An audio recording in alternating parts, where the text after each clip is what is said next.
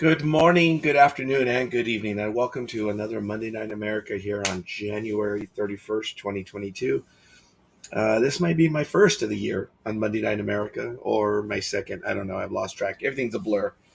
I'm drowning in work, absolutely drowning, and I'm eternally grateful. Thank you, and thank you to everyone. And I'm just terribly excited about it. And I unfortunately caught a head cold.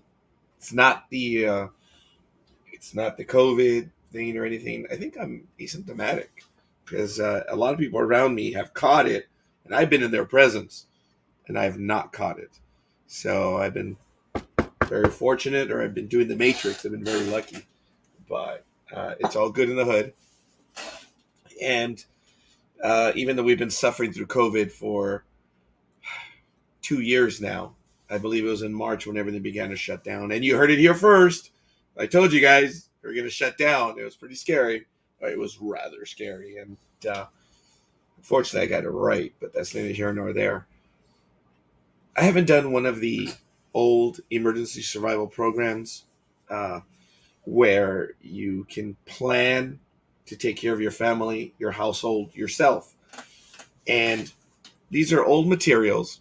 Unfortunately, they're can't be found anymore, but I saved them because they've redone everything. I think it's a shame because the programs were really easy and you could bite them off in chunks. So you could prepare for a disaster a year in advance, doing one thing a month. And it's called Family Steps to Survival. Again, these are outdated forms, but the plans and the materials still work. So I'm going to be getting to them in just a moment. And of course, it's a 12-step because you have 12 months. And you have to forgive me. I feel the voice is going. It's going big time. I have to take a hit of my cup of joe. And boy, is it very hot. But nevertheless, it's family survival. And I'm going to ask you to bear with me as it's the best I can do. I converted it to a PowerPoint way too late. I just blew it. And, so that's going to be it. These are the old Family Steps to Survival, the Emergency Survival Program. As I mentioned, there's 12 steps. Step 1, as you can see, Family Emergency Plan. And we're going to get into details right now. Step 2, Supply Storage. Step 3, First Aid Training and Supplies. Step 4, Drop, Cover, and Hold. Step 5, Car Kit and Office Kit. Step 6, Emergency Cash and Important Documents. Step 7, Camping Out, earthquake style. Step 8, Freshen up your water and food supplies. Step 9, Focus on children. And there's a grammatical error there. Step 10, Learn not to burn. Step 11, Emergency lighting. And step 12, Gifts of life. So we're going to get to the first one. Step 1, plan now to avoid trouble later. Why? Plan now. Come up with a plan. Do members of your family know the safest and most dangerous places in your home during a disaster or an emergency? Do they know where to meet if they're separated? Do they know how to report their physical conditions and whereabouts? Many government agencies, schools, and businesses have plans for various types of disasters and other emergencies. Your family should also have one. The safety and well-being of your loved ones are important. So take time now to develop a family emergency plan.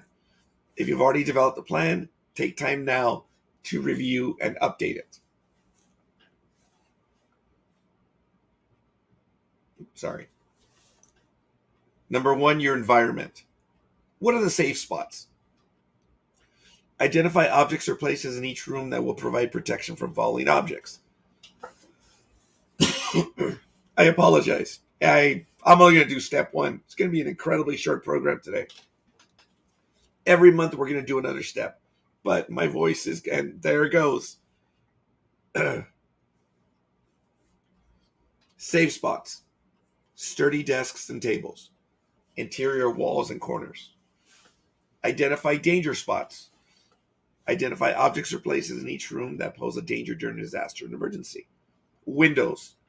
Tall, unsecured furniture. Heavy objects on shelves. Appliances, hanging mirrors or plants. Nah, I'm not that stucco. To the plants. Pictures, ceiling lights, tall unbraced chimneys inside and outside the structure. Evacuation routes. Locate the exits and alternate ways to leave your home should the need arise. Know where the utility shutoffs are. Show everyone where the shutoffs for the following are located: water, gas, and electricity. Teach everyone when and how to shut them off. Gas should be turned off only if you suspect a leak. Contact your utility company if you're not sure. Plan for family members who have special needs, including seniors, people with disabilities, children, individuals who take special medications, individuals who do not speak English.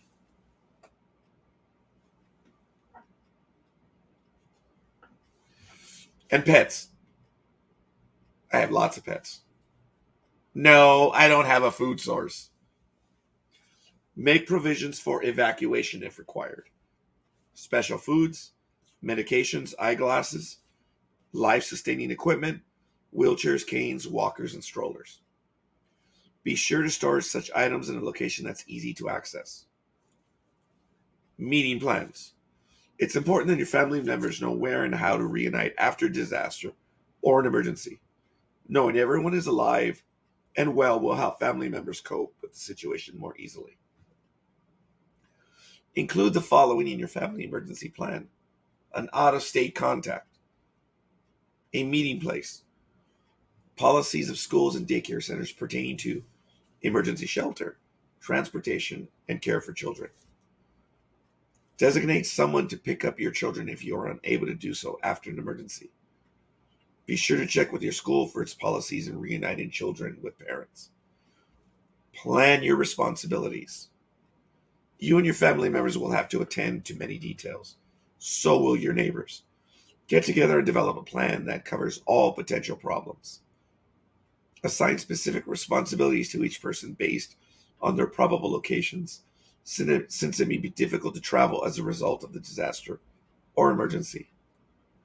And complete, clip, and give each member of the family the following: the little box, which shows name, address, phone, out of state contact, meeting place, special needs, and responsibilities. To prepare for a disaster, the first thing you have to do is have a plan. And that's it. And as George Papard used to say in the A-Team, I love a plan when it comes together, or something like that. It's a good start. And if you're already ahead of that, there's other things you can do, as I've mentioned. Set up supply storage. And we'll talk about that in February and in March and in April. And we're going to be doing this on a yearly basis. So I apologize. I do have a head cold. It's rained a great deal, and my allergies are out of control, as you can tell. So I'm sure my voice is annoying to you, and I apologize. So it's all good. I hope you are well in the new year, and February is right around the corner. And if you need financial assistance, Jedi.tax. You guys know where to go. And schedule an appointment as quick as you can. I am already almost booked up in February. I'm shocked. Absolutely shocked. So it's all good. Beyond that, I just had a shield for myself. I'm so sorry. It's it. My voice. Get started on your plan. Don't rely on others. We've learned. We were told for years, 3 days of supplies. Should prep for 7 days. And even then, look at what's happened in COVID. So, not asking you to be a hoarder or anything, but be smart, be judicious, and be ahead of everyone else. Start with the plan. And that'll be it. I want to thank you. And in February, we'll do step 2 on another episode, and we'll do a lot more. I'm sorry. Love you guys. I appreciate you. And we'll see you guys on the other side. Peace!